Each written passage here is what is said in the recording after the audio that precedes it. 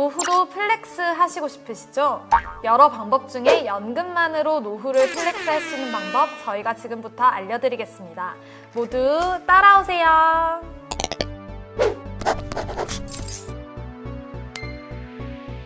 저희가 이제 9화까지 연금 투자를 하는 방법은 어느 정도 익혔는데 연금을 투자하는 것도 중요하지만 잘 받는 것도 중요하다고 말씀을 하셨어요. 네네.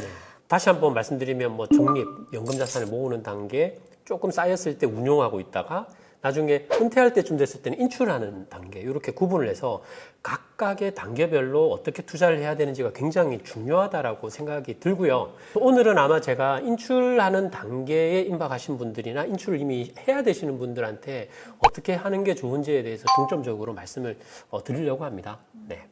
근데 근본적인 질문이 하나 있는데 왜 인출 단계가 중요한가 이런 생각이 들더라고요. 왜냐하면 내가 투자를 잘해서 수익이 잘 났으면 그냥 별 계획 없이 받기만 해도 연금을 잘 받을 수 있는 거 아닌가 이런 생각이 들거든요. 지금 성 기자님 말씀하신 내용 중에서 중요한 힌트가 있어요. 투자라는 부분 말씀하셨잖아요. 그죠? 성 기자님은 투자의 반대말은 뭐라고 생각하세요? 투자의 반대는 저축? 그렇죠. 저축 맞습니다. 보통 우리가 저축과 투자를 이렇게 반대 개념으로 이야기하는데 그럼 또 하나 질문. 저축과 투자는 그럼 어떤 차이점이 있을까요?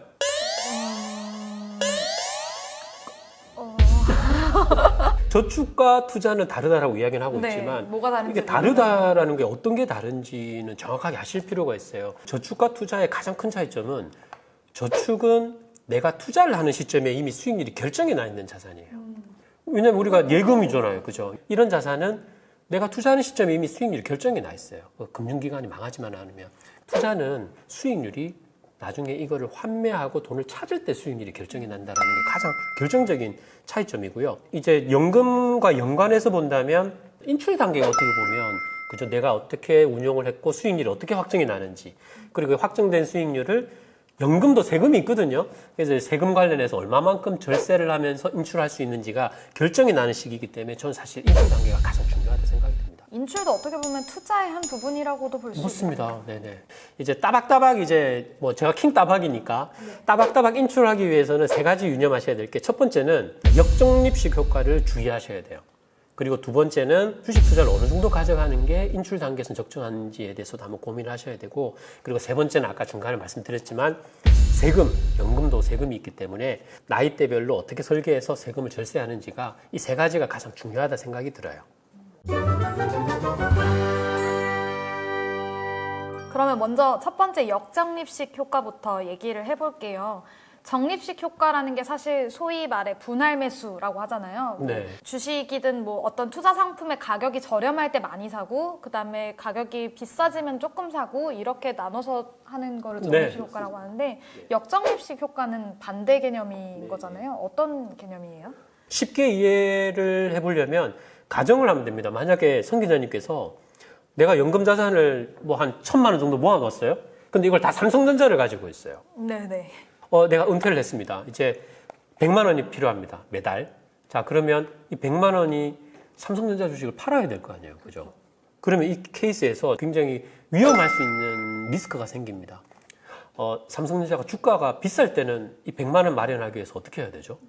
조금만 팔아도 그죠. 조금만 매도하면 됩니다. 네네. 근데 시장이 안 좋아서 삼성전자 주가가 만약 굉장히 떨어졌다 이러면 많이 팔아야 많이 팔아야 돼요. 네. 적립식 투자하고 반대 현상이 생기죠. 그죠? 왜냐하면 사실은 우리가 내가 모아놓은 자금을 얼마나 길게 쓰는지가 인출에서 굉장히 중요하거든요. 근데 거꾸로 비쌀 땐 조금 팔고 가격이 싸져가지고 비정상적으로 오히려 심할 때는 사야 되는 시점일 수도 있는데 그때는 오히려 팔아서 연금 소득을 마련해야 된다는 게 이런 것들이 반복이 될 수 있기 때문에 인출 단계에서는 사실은 이런 현상을 신경을 안 쓰게 되면 내가 모아놓은 자금 자체가 조기에 소진이 됩니다. 이게 굉장히 위험한 내용이죠.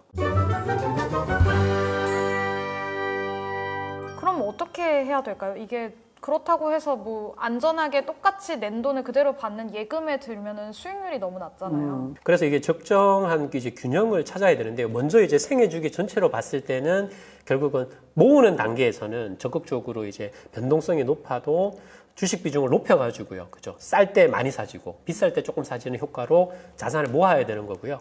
근데 이제 반대로 인출기가 되게 되면 주식 비중을 조금 낮춰야 될 수 있습니다.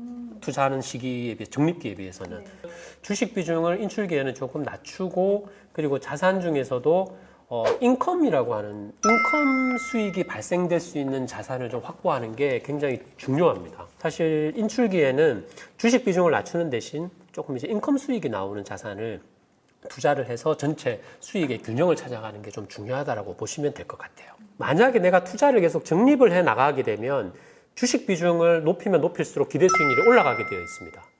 근데 인출이 발생됩니다. 인출기에는 한 50%를 넘어가게 되면 주식 비중이 위험만 지고 수익은 크게 안 올라오는 가능성이 있고요. 그래서 그걸 감안해서 주식을 아예 하지 말라는 건 아니고요. 한 50% 이하로 주식과 관련된 자산에 투자를 해서 수익을 조금 내시고 나머지는 채권이나 인컴형 자산 쪽으로 배분하시는 게 사실 훨씬 더 아마 좋은 성과를 안정적으로 내실 수 있을 것 같아요.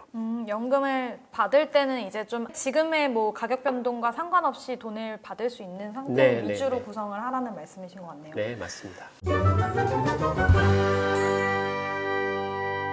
매월 연금을 인출할 때도 매번 세금이나 수수료가 새로 붙는 건가요? 퇴직연금은 당연히 이제 퇴직소득세로 분리되어서 과세가 되고 있고요. 뭐 개인연금이나 개인형 IRP에 내가 넣은 돈에 대해서도 연금소득세가 다 부과가 됩니다. 세율이 그렇게 높지는 않아요. 연금소득세 같은 경우에는 보통 뭐 한 3에서 5% 정도 세율이 좀 낮게 되어 있기 때문에 그래 걱정은 안 하셔도 되고요. 근데 여기서 중요한 포인트는 딱 하나가 있어요. 어떤 건가요? 그러니까 내가 나의 연금 자산을 준비하기 위해서 내가 불입한 그 자산에서 만약 사적연금에서 연간으로 1,200만 원 이상 만약 연금 소득이 발생하게 되면 종합과세가 됩니다. 아, 그러면은 종합소득세를 더 맞습니다. 내야 된다는 얘기네요. 왜냐하면 다른 여러 가지 소득들을 다 합산해가지고 소득을 계산해서 다시 세율이 매겨진다는 거고요. 사적연금으로는 연간에 1,200만 원 이상이 인출이 안 되도록 기간을 좀 길게, 만약에 준비가 많이 되어 계시다면은 그걸 세팅을 그렇게 길게 나누시는 게 가장 중요한 포인트라고 생각이 들어요. 무조건 개인연금 많이 들어서 사적연금을 많이 수령한다고 좋은 건 아니네요. 세금을 갑자기 맞습니다. 엄청 때려받을 수도 있고. 네, 엄청 맞을 수 있죠. 왜냐하면 나이 들어가지고 세금 많이 맞으면 정말 억울합니다. 네. 연금으로 나중에 매월 받는 거랑 일시금으로 한꺼번에 받는 거랑은 세율이 다른가요? 다릅니다. 연금화 시켜서 나눠서 받게 되면 보통 세금을 할인을 해줘요. 퇴직소득세 같은 경우도 퇴직금을 한꺼번에 찾는 게 아니고요. 완전 나눠서 찾게 되면 실제로 한 30% 세금을 감면을 해주게 되어 있고요. 그리고 개인연금 쪽도 연금소득세 같은 경우는 내가 나이가 들어서까지 좀 길게 받게 되면 내 나이대에 따라서 세율이 또 달라집니다. 근데 저번에 1화에서 킹따방님 연금 포털 봤을 때 연간 굉장히 많은 연금액을 받으시는 것 같던데 이걸 한번 보면서 좀 어떻게 관리하셨는지 설명을 해주시면 좋을 것 같아요. 네. 뭐 기왕에 이렇게 된 것도 볼까요? 제 거 보고 말씀드리겠습니다. 또 까시죠. 저는 목표가 55세 퇴직입니다. 55세에 퇴직을 한다라는 가정하에 저희 통합연금 포털에서 조회한 이제 기본 조회 화면입니다. 이게 그림 보시게 되면 약간 좀 이게 불규칙하죠, 그죠?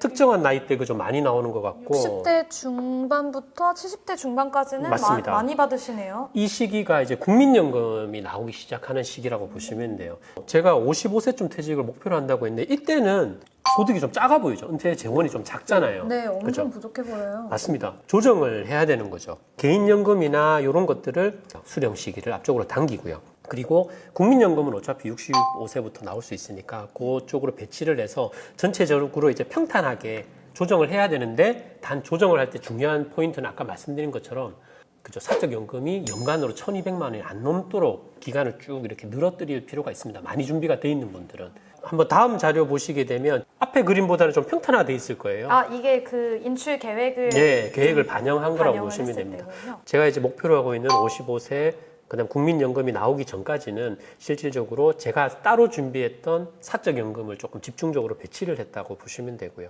그 대신 국민연금이 나올 때는 사적연금을 이제 줄여도 되니까 없어도 되니까 전체적으로 가능한 평탄화를 시켰다 보시면 돼요. 그리고 여기 보시면 재밌는 거 있죠. 66세에 갑자기 뽕긋 이렇게 좀 많이 나오기는 합니다. 이해 저 킹다방님 좀 자주 뵈려고요. 네. 맛있는 거 많이 사주시는 것 같은데. 그렇죠. 이게 그렇게 해도 되고요. 우리 구화에 기억나시죠? 그 연기연금제도. 네네. 만약에 제가 사적연금, 제가 준비한 연금을 쭉 쓰다가 뭐 아껴서 진짜 쓰다 보면은 국민연금 나올 때까지도 제 사적연금이 남아 있을 수 있어요. 국민연금을 1년이나 2년 뒤로 연기를 시켜서 수익률을 높여버리고 한 해 두 해는 사적연금 준비된 걸로 좀 더 지나게 되면 훨씬 연금 설계가 나아질 수도 있죠. 사적연금을 받는 시기랑 국민연금 받는 시기를 비교를 해보고 이게 겹친다고 할 때는 구화에서 말씀하셨던 그 연금 제도를 활용을 해보는 것도 방법이겠네요. 그렇죠. 1년 연기하는 걸로 7.2% 늘어난다는 건 작지가 않거든요. 수익률로 본다면. 연금은 굉장히 긴 시간 타야 되기 때문에 투자하실 때 확정금리보다는 적어도 물가 상승, 인플레이션을 좀 어느 정도는 방어할 수 있는 자산 쪽으로 좀 준비를 하는 것도 좀 사실 필요합니다. 사실 뭐 제가 55세 퇴직을 했는데 75세 이러면 벌써 20년이 기간이잖아요. 그죠? 20년 동안에 물가가 어떻게 될지를 몰라요.